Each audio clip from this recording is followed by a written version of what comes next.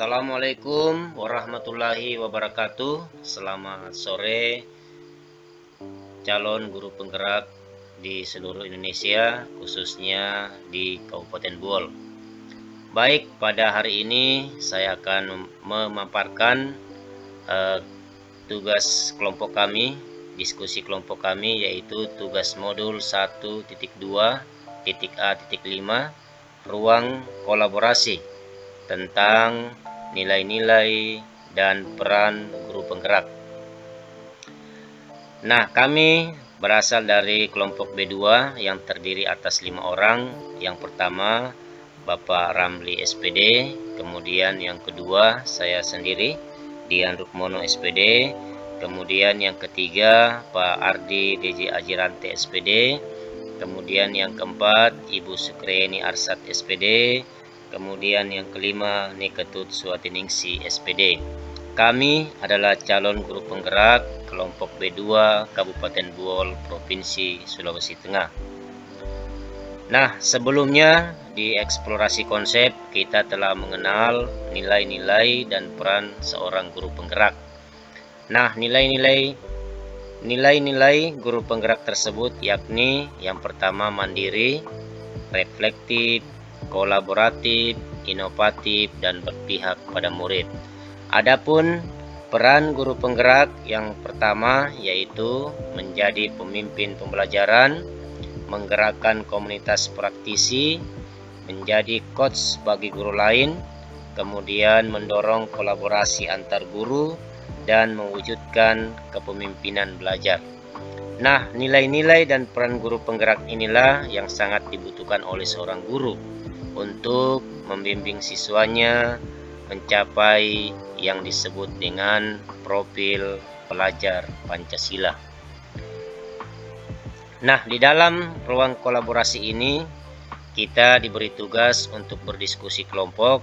Yang didiskusikan yang pertama, berdasarkan pengalaman Anda, apa saja yang pernah Anda lakukan sehubungan dengan peran dan nilai guru penggerak.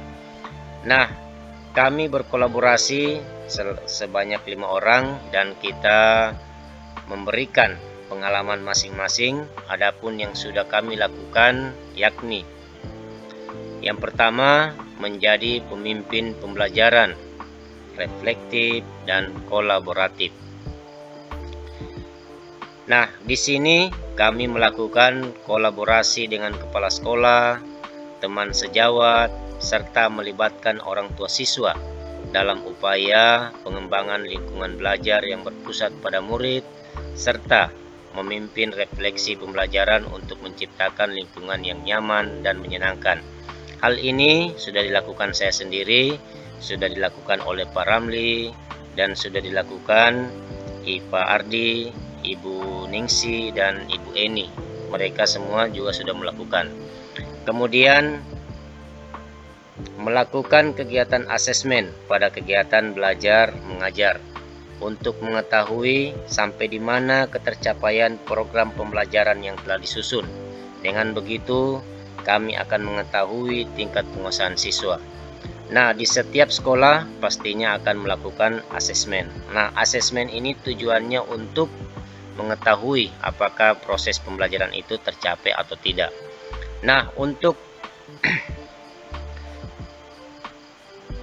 memperkuat kepemimpinan pembelajaran ini, maka ada strategi penguatan yang kami rancang. Yang pertama, terus berkolaborasi dengan rekan sejawat untuk melakukan reflektif terhadap penyusunan program dan pelaksanaan pembelajaran yang berpihak kepada murid agar dapat mengetahui kelemahan dari program yang telah dibuat untuk dilakukan perbaikan.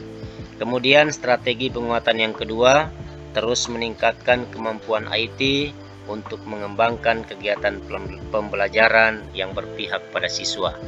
Kemudian pengalaman kami yang kedua yaitu menjadi coach bagi guru lain, mandiri dan kolaboratif. Nah, di sini di kelompok kami ada yang pernah menjadi instruktur, ada yang pernah menjadi narasumber, dan ada yang pernah menjadi pembimbing di sekolah. Seperti ini kegiatan dari Pak Ramli.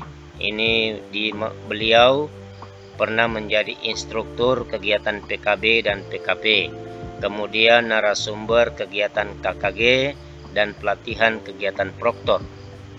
Kemudian ini ada dari Ibu Eni, membimbing guru dalam kegiatan penginputan rapot K13 ke dalam aplikasi e-rapot yang diterbitkan oleh Kementerian Pendidikan dan Kebudayaan melalui aplikasi Dapodik.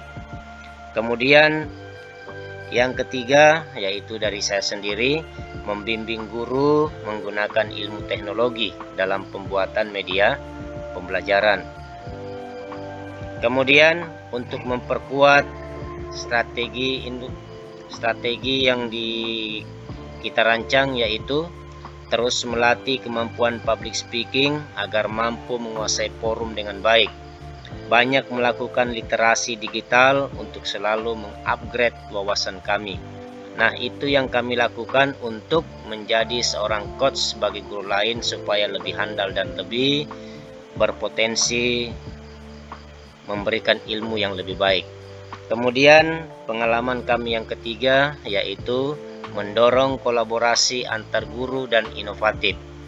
Nah, di sini yang kami lakukan berkolaborasi dengan kepala sekolah, pengawas pembina, rekan sejawat, dan komite sekolah dalam proses penyusunan dokumen 1 dan dokumen 2 tahun pelajaran 2021-2022. Dokumen 2 di sini yakni penyusunan RPP yang berpihak pada murid yang dilaksanakan di sekolah masing-masing, baik sekolah saya, sekolah Pak Ramli, sekolah Pak Ardi, kemudian sekolah Ibu Eni, kemudian begitupun di sekolah Ibu Ningsi. Semua dalam proses ini menyusun yang namanya dokumen 1 dan dokumen 2 pada tahun pelajaran 2021-2022. Nah, adapun untuk menguatkan ini, maka strategi penguatannya yang pertama, mencari informasi-informasi mengenai dokumen 1 dan dokumen 2 berupa RPP yang akan kami perbarui dengan melihat contoh di guru berbagi atau media lain sebagai referensi. Kemudian yang kedua, membuat kelompok kerja guru sebagai diskusi dalam pengerjaan RPP Merdeka yang berpihak pada murid, saling bertukar pikiran agar terciptanya desain pembelajaran yang lebih kreatif dan inovatif. Nah, itulah strategi penguatan kita untuk mendorong kolaborasi antar guru dan inovatif. Kemudian pengalaman kami yang keempat yaitu mewujudkan kepemimpinan murid dan menciptakan pembelajaran yang berpihak pada murid. Nah, adapun yang kami lakukan pada saat pembelajaran di kelas maupun di luar kelas, kami menciptakan proses pembelajaran yang menciptakan rasa aman, nyaman, dan menyenangkan, dengan harapan anak-anak antusias dengan apa yang mereka pelajari, dengan apa yang mereka dapat hari itu. Mereka bisa memilih dan mempraktekkan langsung kegiatan mana yang paling menarik. Apa yang mereka sukai, itu yang harus mereka praktekkan. Mereka secara merdeka mempraktekkan apa-apa saja yang mereka sukai. Kemudian memberi stimulus pada murid untuk melatih kemampuan berpikir kritis dengan memperlihatkan bahan ajar pada mereka menggunakan media pembelajaran yang menarik, seperti menggunakan IT, slide PowerPoint, dan sebagainya. Pokoknya yang penting media-media yang menarik.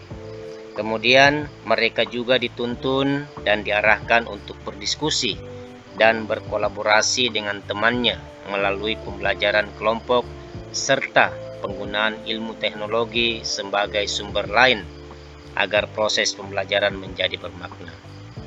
Nah, untuk mewujudkan kepemimpinan murid dan menciptakan pembelajaran yang berpihak pada murid, maka ada dua strategi penguatan yang kami berikan. Yang pertama, menambah pengetahuan atau wawasan dari internet atau sumber lain terkait pembelajaran yang berpihak pada murid.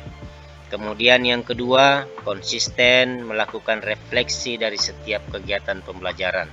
Nah, itulah penguatan-penguatan yang kita lakukan untuk mewujudkan kepemimpinan murid. Selanjutnya, tugas diskusi yang kedua, yaitu apa yang bisa dilakukan oleh seorang guru penggerak untuk menguatkan peran dan nilai tersebut.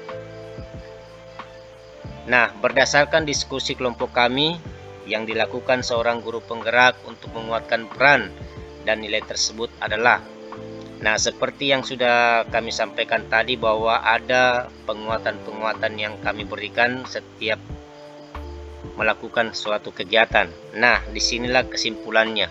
Kesimpulan yang harus kami berikan, yang pertama, selalu melakukan refleksi terhadap apa yang sudah dilakukan dan melakukan perbaikan terhadap program yang dianggap perlu untuk diperbaiki. Kemudian yang kedua, selalu aktif dalam membuat metode pembelajaran yang baru yang berpihak pada siswa. Kemudian yang ketiga, selalu berkolaborasi, bekerja sama, dan meminta saran dari kepala sekolah maupun teman sejawat, maupun yang dari yang namanya stakeholder, dinas pendidikan dan sebagainya. Dan yang terakhir, harus selalu semangat dan pantang menyerah. Terima kasih atas perhatiannya. Mohon maaf apabila ada kekurangan. Assalamualaikum warahmatullahi wabarakatuh.